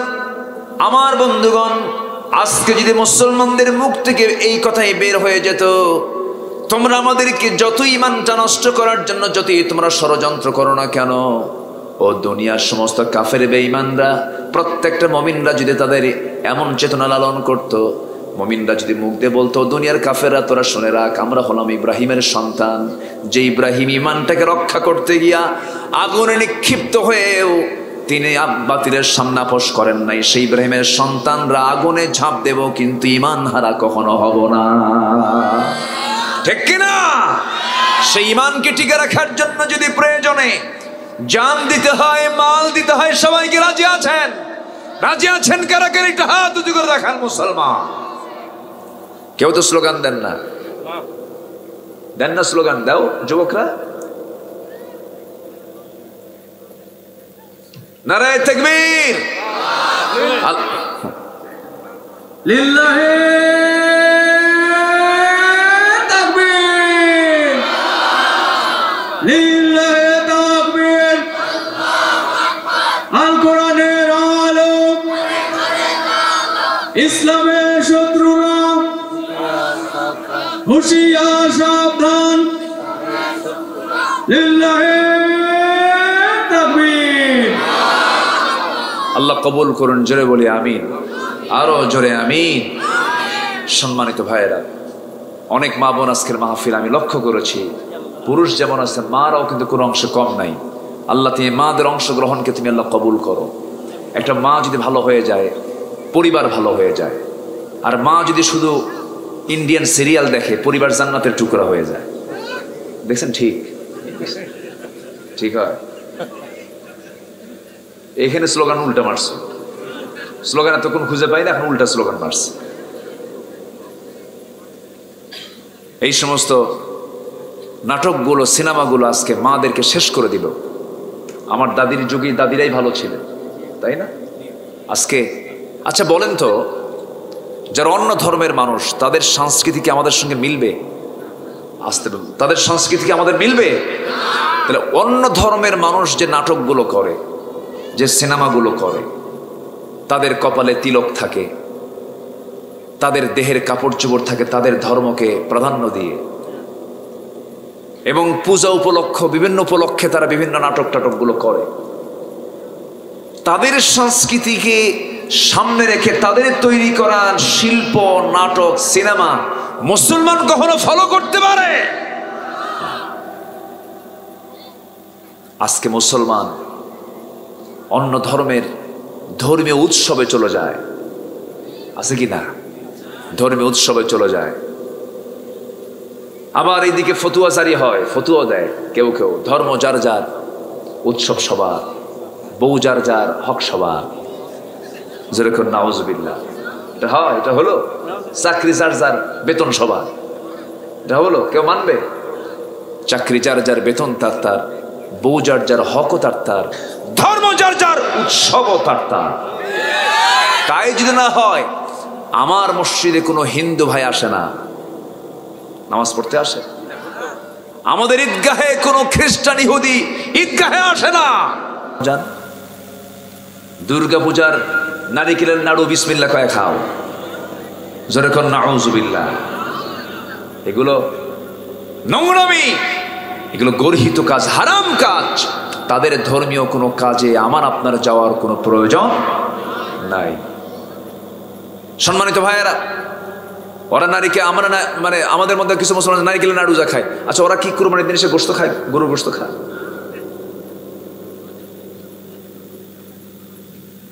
তাহলে কেমন করে হয়? ধর্ম যার যার, উৎসব সবার, বাস্তবে মিল নাই তো। হ্যাঁ, বাস্তবে মিল আছে। গুটি কয়েক কিছু সংখ্যালঘুর একটু বাহাবা নেবার জন্য, প্রশংসা নেবার জন্য পলিসি মেক কইরা ইমান হারা হবেন, এমন রাজনীতি করার দরকার আমাদের নাই। ঠিক কিনা? হ্যাঁ বাবু, তুমি এবার তাজা হয়েছ, খুব ভালো, ঘুম ভাঙছো, খুব সুন্দর। আল্লাহ তুমি মাহফিলকে কবুল করো, জোরে বলি আমিন। নূহ আলাইহিস সালামের নাম শুনছেন সবাই? উনি একটা কি বানিয়েছিলেন বলেন তো? জাহাজ বানিয়েছেন। কি বানিয়েছেন বলেন? জাহাজ। নৌকা তো ছোট কিছু বোঝায়, এই যে এই কি বলে ডিঙ্গি, হয়তো নদীর পার থেকে ওপারে যেতে হবে। উনি জাহাজ বানিয়ে লিতাজরিয়াল ফুলক, হ্যাঁ জাহাজ বানিয়েছিলেন। পৃথিবীতে সবচেয়ে বড় যানবাহন কি বলেন তো এখনো? বলেন, জাহাজ। এবং পৃথিবীর সবচেয়ে বেশি মালামাল ট্রান্সফার হয় এখান থেকে ওখানে যায় সবচেয়ে বেশি আকাশ পথে, স্থলপথে না জলপথে? জলপথে। প্রথম শুরু করেছেন, জাহাজ বানিয়েছেন কে বলেন? কে কে? তাহলে পৃথিবীর সভ্যতা আনছে কারা? নবীরা। বলেন কারা? নবীরা। এই যে কাপড়, এই কাপড়ের টেক্সটাইল গার্মেন্টস ফ্যাক্টরি ছিল হলো, প্রথম টেক্সটাইল ইঞ্জিনিয়ার ছিলেন দাউদ আলাইহিস সালাত, কি বলে ইদ্রিস আলাইহিস সালাতু ওয়াস সালাম। আল্লাহু আকবার। আচ্ছা, অস্ত্র নির্মাণ, অস্ত্র আছে না এখন? পৃথিবীর বিভিন্ন অস্ত্রের দেশ আছে, আমেরিকা থেকে বিমান নিয়ে আসে, অস্ত্র নিয়ে আসে, এই নিয়ে আসে, অস্ত্র বিক্রেতা পৃথিবীতে আছে।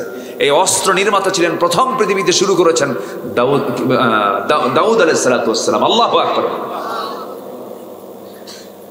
এবং পৃথিবীতে প্রথম কৃষিকাজের রূপকার ছিলেন আমার আব্বা আদম আলাইহিস সালাতু ওয়াস সালাম। সুবহানাল্লাহ বলবেন না? তিনি ছিলেন কৃষক। আমরা কি এদেশের মানুষ কি বলেন? কৃষক। কৃষকের সাথে কোন নবীর সম্পর্ক? আদমের সম্পর্ক। কাপড়ের সঙ্গে কোন নবীর সম্পর্ক? ইদ্রিসের সম্পর্ক। অস্ত্রের সঙ্গে কার সম্পর্ক? দাউদ আলাইহিস সালামের সম্পর্ক। বড় শাসক ছিলেন পৃথিবীতে, সবচেয়ে বড় শাসক সুলাইমান। আল্লাহু আকবার। শাসকের সাথে নবীর সম্পর্ক আছে না নাই? আছে। কি চাবেন আপনি? সব সভ্যতা নবীরা এনেছেন। বলেন আলহামদুলিল্লাহ, জোরে বলি আলহামদুলিল্লাহ। রাজনীতি করেছেন আম্বিয়া কেরাম। মুসা ফেরাউনকে টক্কর দিয়েছেন, ইব্রাহিম নমরুদকে টক্কর দিয়েছেন, রাসূল আবু জেহেলকে মোকাবেলা করেছেন। আর তুমি আলেম হয়েছো, তুমি মুসলমান হয়েছ, তুমি বড় একজন জ্ঞানী হয়েছ, তোমার সামনে ফেরাউন তুমি চোখে দেখো না, তোমার ঈমান এখন আনা হয় নাই। ঠিক কি না? আজকের দুনিয়াতে ফেরাউন আছে না নাই? আসতে বলবেন না, আছে না নাই? তারাই ফেরাউন, যারা আল্লাহর আইনকে বাদ দিয়ে যারা দুনিয়ার আইন প্রতিষ্ঠা করতে চায়, তারাই ফেরাউনের এজেন্ডা বাস্তবায়ন করতে চায়। আমাদের এক কথা এক দাবি, জমিন কার? আকাশ কার? সূর্য কার? চন্দ্র কার? আমার প্রাণ কার হাতে? আমার রক্ত চালান কে? আমার অক্সিজেন দেন কে? আমার বাতাস দেন কে? সূর্যের তাপ দেন কে? অতএব কিছুই বুঝি না, এত রাজনীতি বুঝি না। জমিন যার, আইন চলতে হবে তার। বাস, এক কথা। সবাই ঠিক থাকবো তো আমরা? এই কথায় যদি ঠিক থাকি, আমাদের ঈমানও ঠিক আছে। বলি আলহামদুলিল্লাহ, জোরে বলি আলহামদুলিল্লাহ। মাঝে মাঝে একটু বাতাস দিয়ে বুঝাই দিচ্ছে আল্লাহ তুই বাতাস খা, একটু ওয়াজ শোন। বলি আলহামদুলিল্লাহ। গত 3 দিন আপনারা, হ্যাঁ 3 দিন, গত 3 দিন আমার 3 জায়গায় মাহফিল শুরু করছি, আধা ঘন্টা যেতে না যেতে বৃষ্টি শুরু হয়ে গেছে। এই গত রাত্রেও, তার আগের রাত্রেও, তার আগের রাত্রেও। সারাদিন ভালো ছিল, ধরেন আধা ঘন্টা 1 ঘন্টা কথা বলেছি, বৃষ্টি শুরু হয়ে গেছে।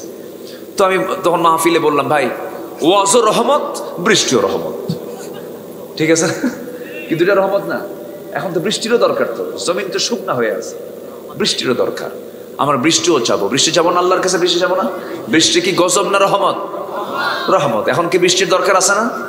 গরমে মানুষ মরতেছে, হিট স্ট্রোকে মানুষ মারা যাচ্ছে, প্রচন্ড গরম, তো আল্লাহ বাতাস দিচ্ছেন। আমরা তো অখুশি না, আমরা খুশি, বলি আলহামদুলিল্লাহ।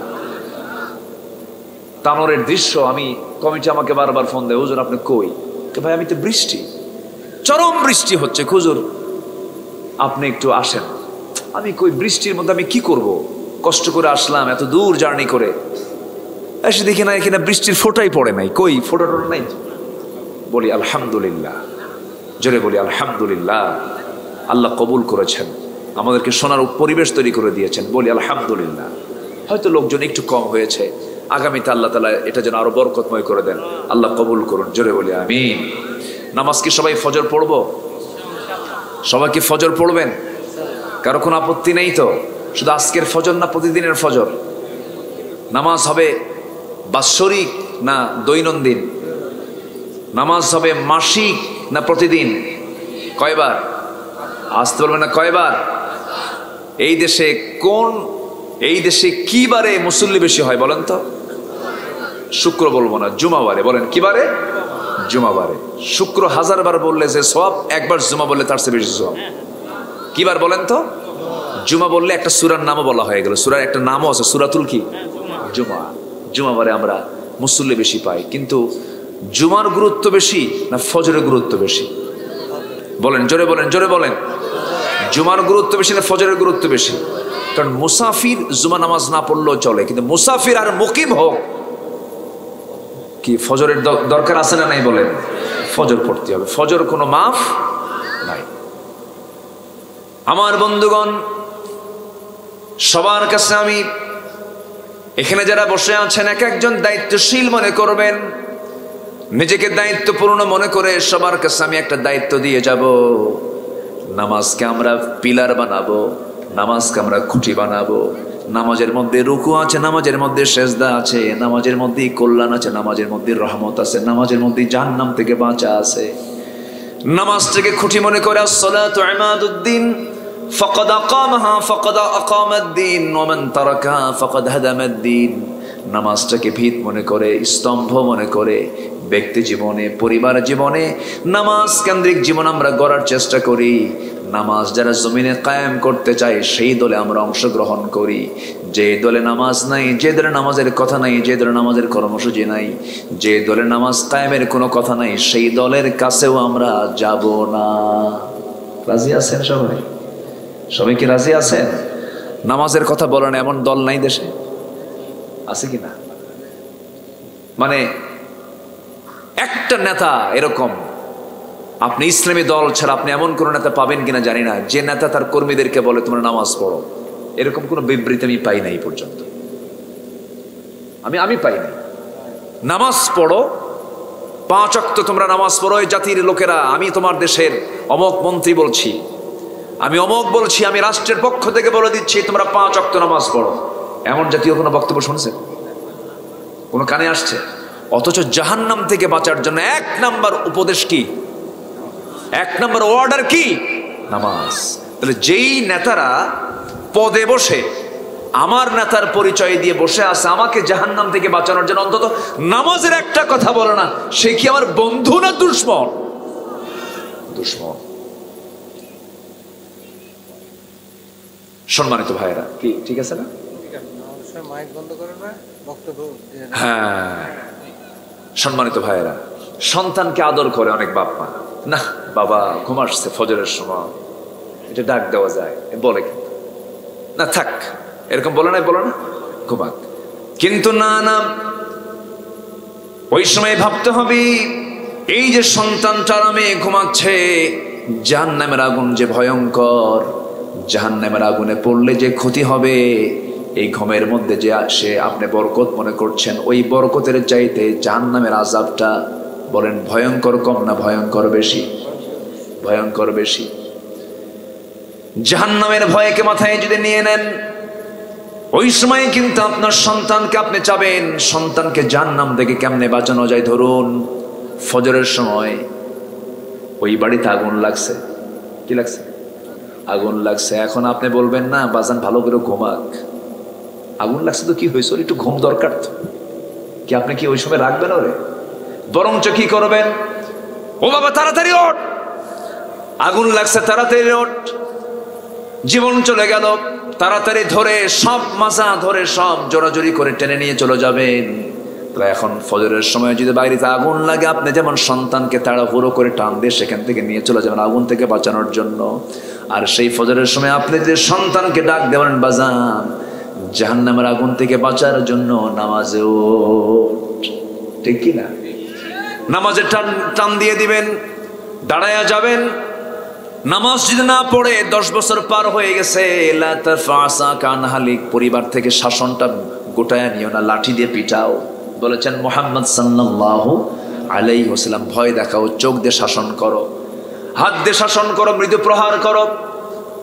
ইসলামীগুলো বলে দিয়েছি। 7 বছর যখন হবে সুন্দর করে বুঝাবেন, 10 বছর যখন হবে ধমক দিতে হবে, ঠিক কিনা? ধমক দিতে হবে, নামাজ পড়, শাসন করতে হবে। এমন পিতা কয়জন আছে যে সন্তানকে নামাজের জন্য শাসন করে? খুব কম।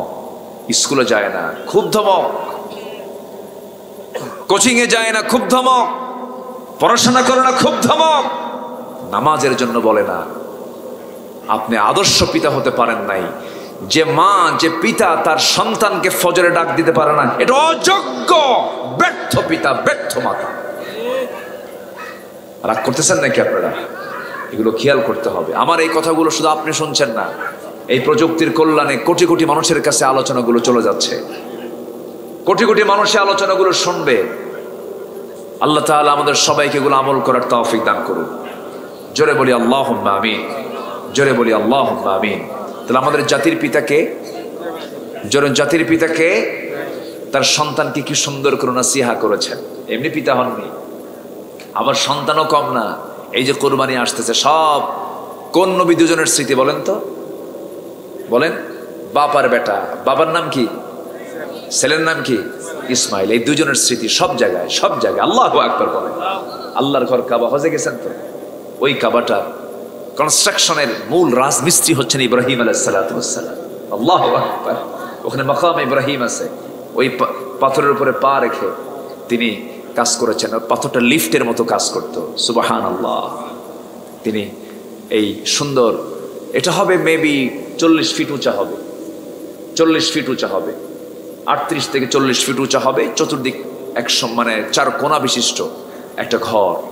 কিন্তু ঘরটার কালার কিন্তু কালো না, ঘরটার কালার কিন্তু কালো না, কিন্তু এটাকে কালো কাপড় দিয়ে মুড়ানো হয়। বছরে একবার চেঞ্জ করা হয়, সেটা হলো আরাফাতের দিন। কিসের দিন বলে?